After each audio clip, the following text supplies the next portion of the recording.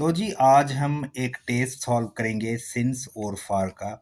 अगर आज तक आपको सिंस और फार इस्तेमाल करना नहीं आया तो इंशाल्लाह ताला इस लेक्चर को देखने के बाद आप सिंस और फार को आसानी के साथ इस्तेमाल कर जाएंगे। तो इस टेस्ट में टोटल 30 सेंटेंसेस हैं। आइए इसको सॉल्व करते हैं। लेकिन सबसे पहले एक अहम बात जो मैं आपके साथ शेयर करने जा रहा हूँ वो ये है कि सिंस और फार का जो इस्तेमाल होता है वो आप देखेंगे ब्लैंक के बाद क्या इस्तेमाल किया गया है, क्योंकि सिंस और फार हम ब्लैंक के बाद जो वर्ड इस्तेमाल किया जाता है जो टाइम को शो करता है उसके हिसाब से लगाते हैं। अब आइए स्टार्ट करते हैं। Sentence number 1, he has been working here dash 2010। अब एक बात याद रखें, जब भी यहाँ पे 2010 आ जाए, 2002 आ जाए, 2004 आ जाए, तो इससे इस टाइम के लिए हम इस्तेमाल करते हैं सिंस। तो पहले ब्लैंक में आएगा since 2010। Number 2, I have lived in Karachi dash 5 years। अगर आपको साल गिन के बताए जाएं कि कितने साल हुए हैं तो वहां पे आप लगाएंगे for. I have lived in Karachi for 5 years। Number 3, she has been ill dash 2 days। जिसी तरह आपको साल गिन के दिए गए हैं, अगर इसी तरह आपको डेज भी गिन के दिए गए हों तो उनके लिए भी आप फॉर इस्तेमाल करेंगे। नंबर 3 होगा he has been ill for 2 days। Number 4, they have been playing dash sunrise. तो सनराइज के साथ सिंस इस्तेमाल किया जाता है, सिंस सनराइज होगा। Number 5, we have known each other dash a decade.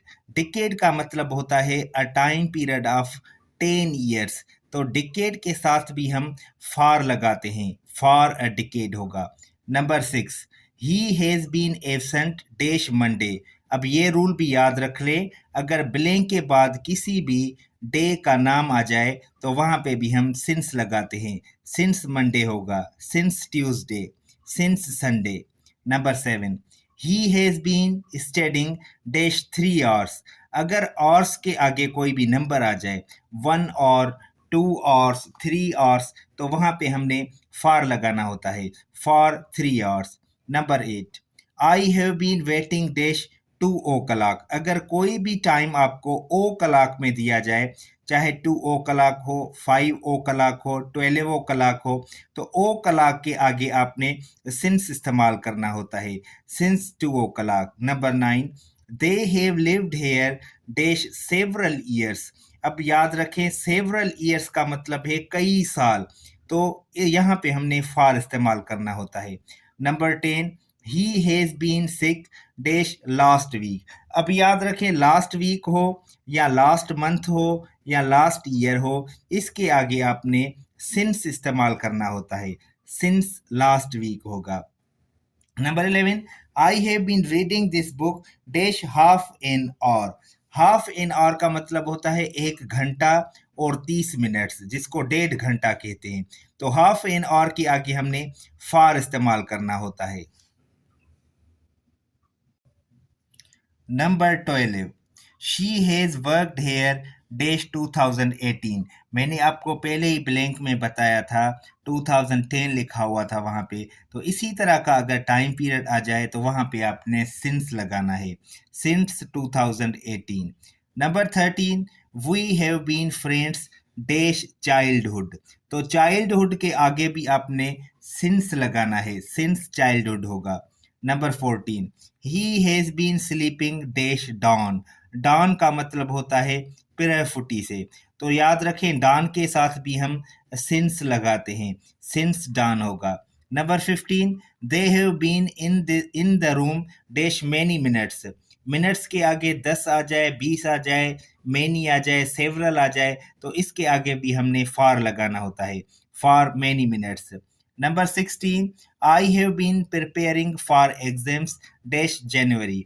अगर ब्लैंक के बाद किसी भी मंथ का नाम आ जाए तो वहाँ पे आपने सिंस लगाना है, सिंस जनवरी होगा। Number 17, he has been teaching dash 10 years। Years के आगे अगर कोई नंबर आ जाए तो वहाँ पे फॉर इस्तेमाल करना होता है, for 10 years। Number 18, he has been living in Lahore dash 2015। ओ ये यहाँ पे लिखा हुआ था हमने 18, 2010 आ जाए, 15 आ जाए, तो वहाँ पे हमें सिंस इस्तेमाल करना होता है। Number 19, we have been waiting dash इन और के आगे हमने फॉर इस्तेमाल करना होता है। Number 20, they have been playing cricket dash noon. Noon का जिक्र हमने ऊपर भी किया था, नून के आगे हम सिंस इस्तेमाल करते हैं, तो यहाँ पे होगा since noon. Number 21, I have known him dash my school days. My school days आ जाए, या माय बर्थडे आ जाए, या ईद आ जाए, या चाइल्डहुड आ जाए, तो उसके आगे हमने सिंस इस्तेमाल करना होता है। I have known him since my school days. Number 22, she has been cooking dash early morning. Early morning के आगे हम सिंस इस्तेमाल करते हैं, since early morning. Number 23, he has been driving dash 5 hours। 5 hours के आगे हम फॉर इस्तेमाल करते हैं, और हो या ऑर्स हो, उनके आगे अगर कोई नंबर आ जाए तो हम फॉर इस्तेमाल करते हैं। Number 24, we have been working on this project dash a week। a week के आगे हम फॉर इस्तेमाल करते हैं। Number 25, they have been watching TV dash last night। Last night के आगे हम सिंस इस्तेमाल करते हैं।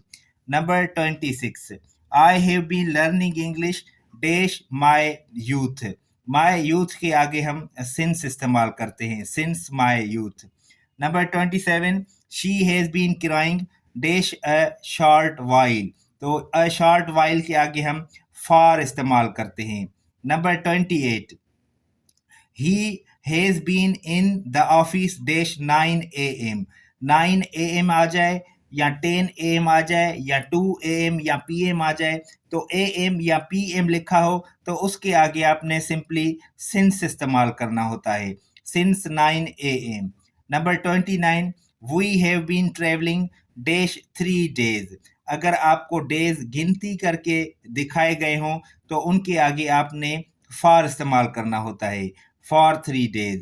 Number 30, they have been living here dash ages। ages का मतलब होता है बड़े अरसे से, बड़े टाइम से, तो ages के साथ भी आपने for इस्तेमाल करना होता है। अब लास्ट में मैं आपको सिंपल तरीके से समझाने की कोशिश करूंगा।